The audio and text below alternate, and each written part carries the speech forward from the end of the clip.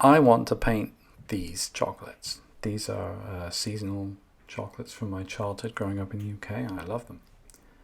I'm also attracted to painting complexity, so combining the two would seem like a good project for me.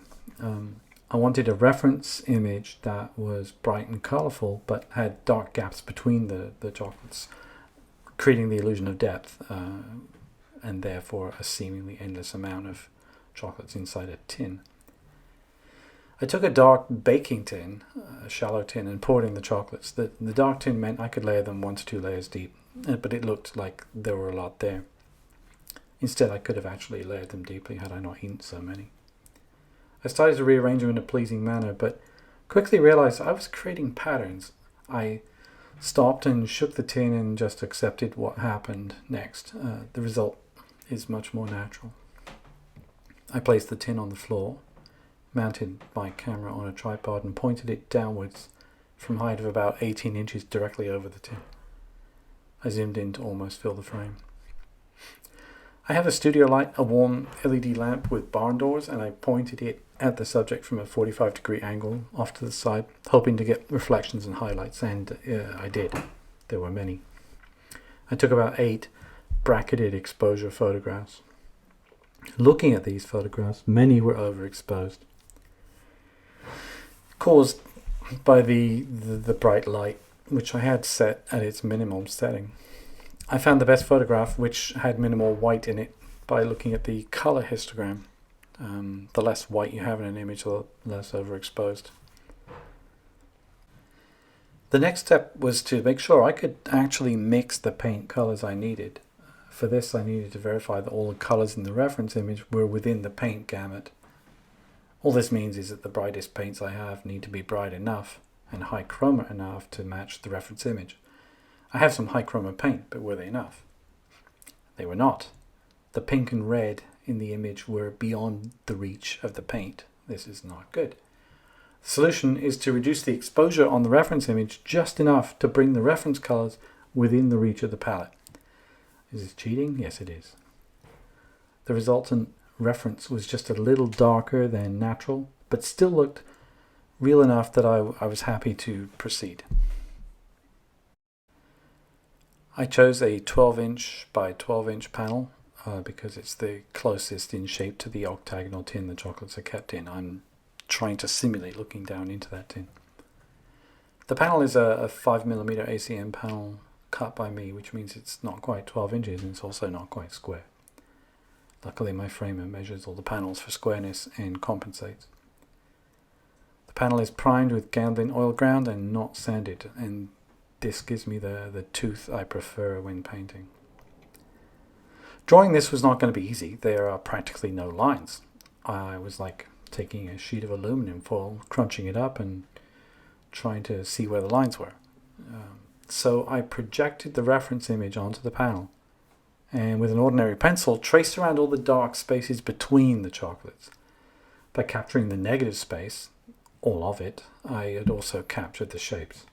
I made a few extra lines within the shapes to indicate form lines, but generally not that many, as you can see.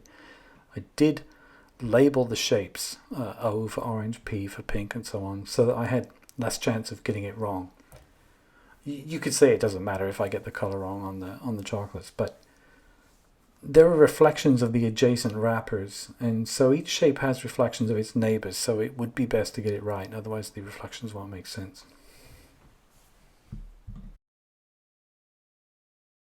I mixed 2 chromatic blacks, one warmer, one cooler. I used these colors to randomly paint the spaces between the chocolates. On reflection, I'm not sure there's enough distinction between the colors to make this worthwhile.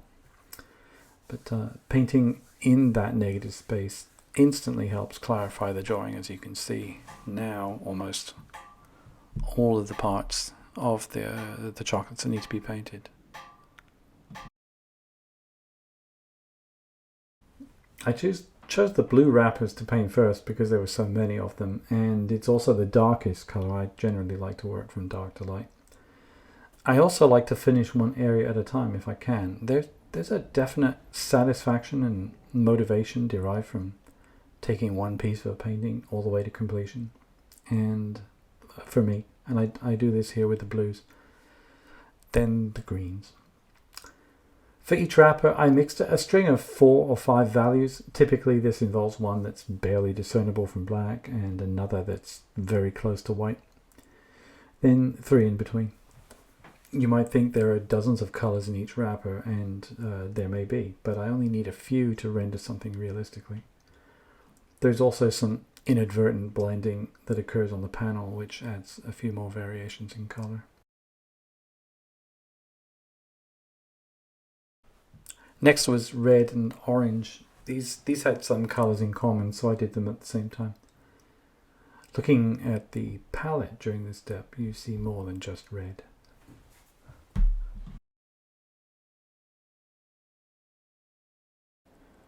This is because all of the tiny colored reflections that are needed. These are hard to see in these images, but they're there and can be seen if you look closely at the original.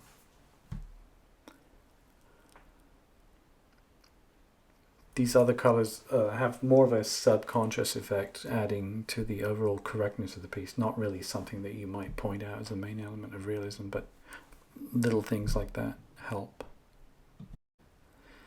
This is the last chocolate to be painted. There's a finger for scale. This is a pink wrapper that I'll be painting in its entirety. So I start by painting the darker values all around the edge. Although this wrapper is pink, the edges are red. What I'm trying to achieve here is laying down a base of a few different colors and values using the larger of the brushes. Large in my opinion, that is. You might be horrified at how small the brush is. It's a synthetic long flat. I'm trying to create a surface that has 2 characteristics. One is that there are areas of lighter and darker paint simulating what I see in the reference. But more importantly, I'm creating a surface texture where the straight lines of the brush strokes and the straight line of the tip of the brush are approximating the folds and creases in the silver wrapper of the chocolate. It's an abstraction, but one that has the correct scale for the wrapper. Abstractions need to be at the right scale or they don't work as well. I'm not blending the brush strokes because I want that mess to help convey the effect. Note that I did blend the upper edge. The upper left is very soft and gives the illusion of curvature. Watching the edges is a continuous effort, as every brushstroke creates an edge or two, and they typically need correction. It's rare that a brushstroke I place has the correct edge first time.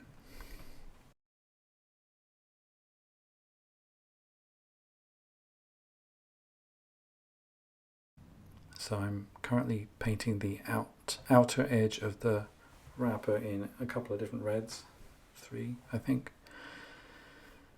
And then the sort of central area is a lot more pink.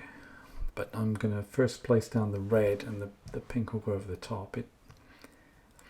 These wrappers are not simply one color. They're a mix of all kinds of things, and it's not easy to paint it than describe it. Those 2 straight lines I added represent some major creases in the wrapper and outline a darker area in the center, which is being put in now.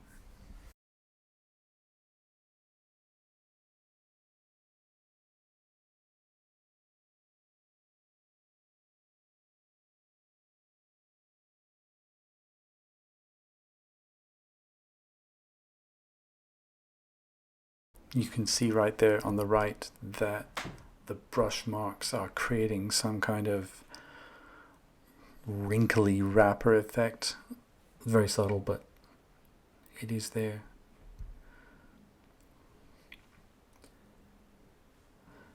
Adding pink over the red while avoiding the outer edges, which are a darker red, creates the effect I see when I look at the wrappers.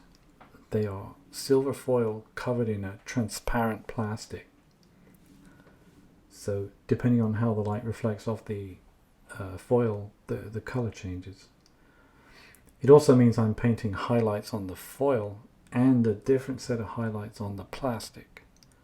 The creases in the foil tend to be short, whereas the folds in the outer plastic are longer, but the highlights seem to be on corners, which indicates, or rather which dictates how I need to make the marks. You need both to get the realism. So I think if you squint at this or step back, you see already that there is some texture to that red that indicates sort of a folds and creases.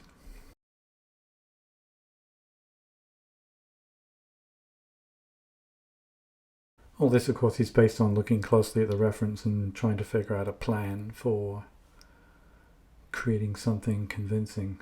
It usually isn't this difficult.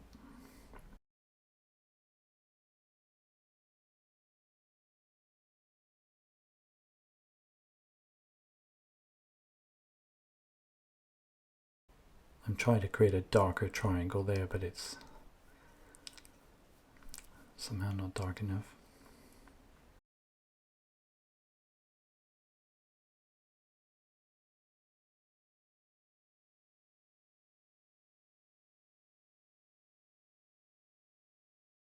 And here we're switching to a smaller brush. This is a size 0 rigger brush, because I'm done making the larger marks, and now there's going to be much smaller pink marks placed on top of the existing pink. This is a brighter color, and you can see that I'm just really making random linear marks that are quite short.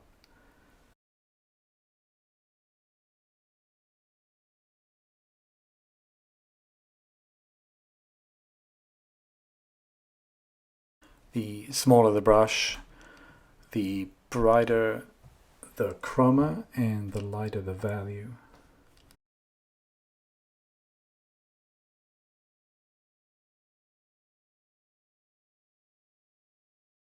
While doing this, I am looking at the reference, but I'm not copying it. I'm just sort of trying to get the general effect.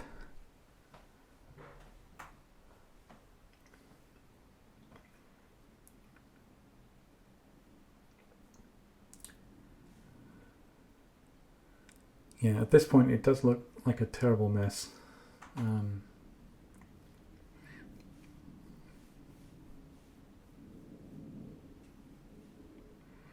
And with the smaller brush strokes, I'm actually using paint of the highest chroma, in other words, straight from the tube.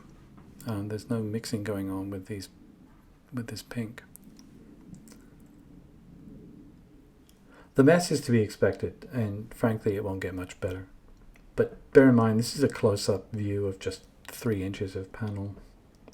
It looks good from a step back. Accepting that's not easy, and there can be a great temptation to clean it up, smooth the edges and so on, but not only is that not necessary, it actually detracts from the realism. So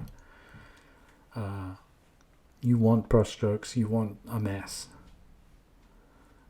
close up for the end result to look more natural. This of course would be different if I was painting something like a marble or a sort of a ball bearing, something that was smooth and flawless. Then you would need blending.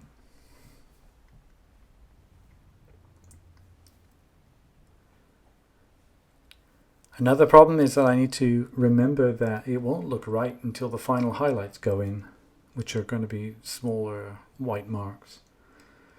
This means there's a large element of trust in the process to produce the right end result, despite the intermediate steps looking very bad.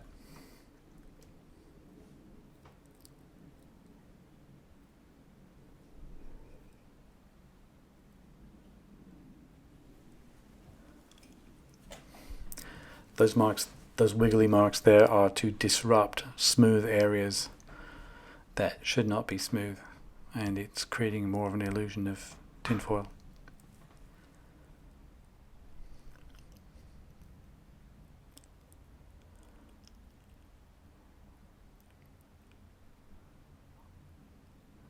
Here's a brighter pink that's making more highlights. We're not quite at the white yet. It's coming.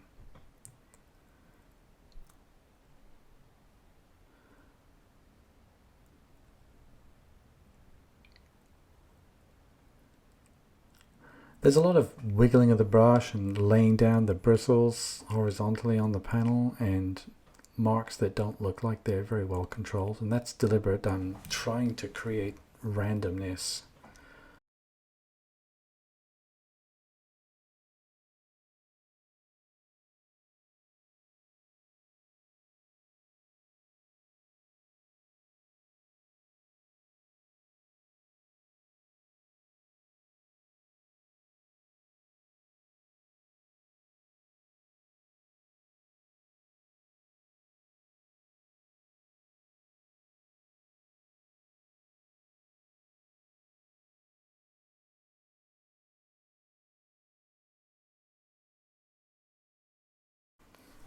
This dark line represents the edge of the wrapper.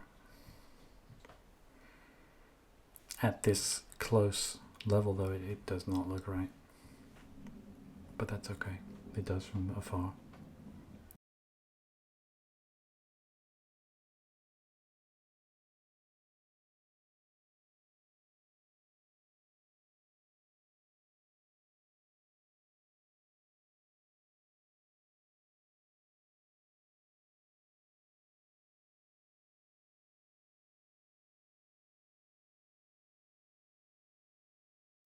And this is now, I think, pure white.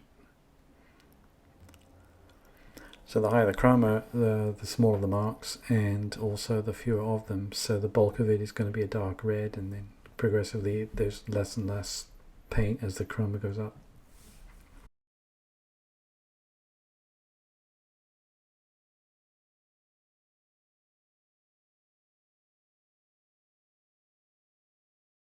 The white here just sort of adds a little sparkle effect.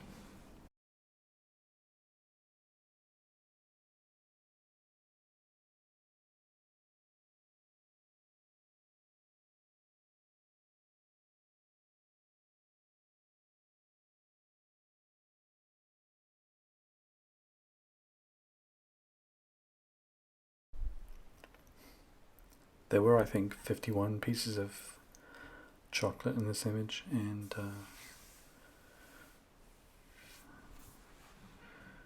this is the last one. Here I'm putting in some darker marks because I appear to have lost some of the form that was there by overdoing the pink a little.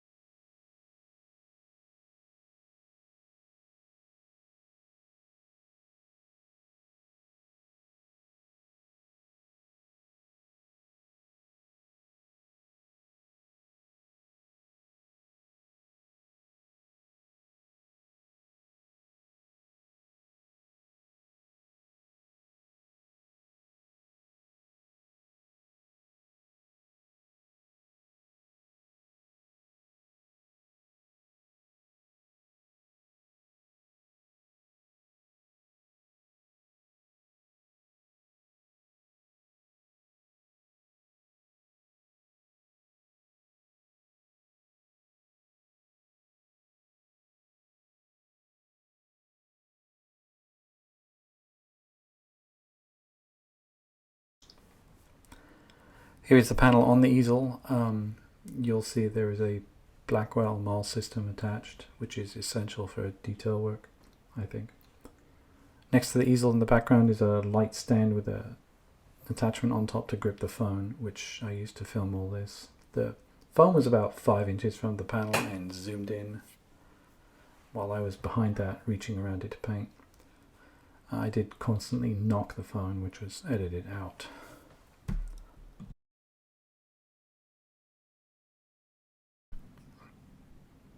And the resulting painting took 4 days from photography to completion. 4 long days, that is.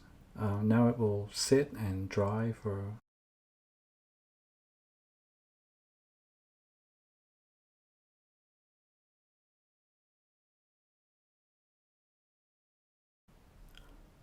and here is the final piece.